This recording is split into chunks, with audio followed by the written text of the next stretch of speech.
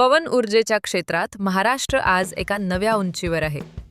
तांत्रिक अचूकता आणि नैसर्गिक साधन संपत्तीच्या जोरावर आपण हरित क्रांतीकडे वेगाने वाटचाल करतोय.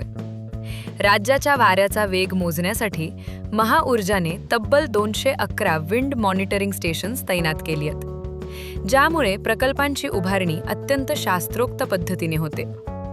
महाराष्ट्राची पवन ऊर्जेची ओळखलेली क्षमता आज 90,000 मेगावॅटहून अधिक आहे, तर प्रत्यक्षात 5,700 मेगावॅटहून अधिक क्षमतेचे प्रकल्प यशस्वीरित्या कार्यान्वित झाले आहेत. या प्रवासात साताऱ्यातील चारकेवाडी प्रकल्प मैलाचा दगड ठरलाय. आशियातील अग्रगण्य विंड फार्म्सपैकी एक असलेला हा प्रकल्प राज्याच्या शाश्वत ऊर्जेचा कणा आहे.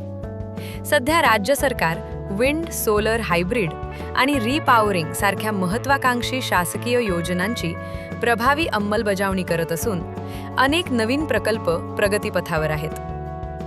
ऊर्जा बचतीतून समृद्धीकडे. महाऊर्जाच्या अधिकृत योजना जाणून घेण्यासाठी आजच भेट द्या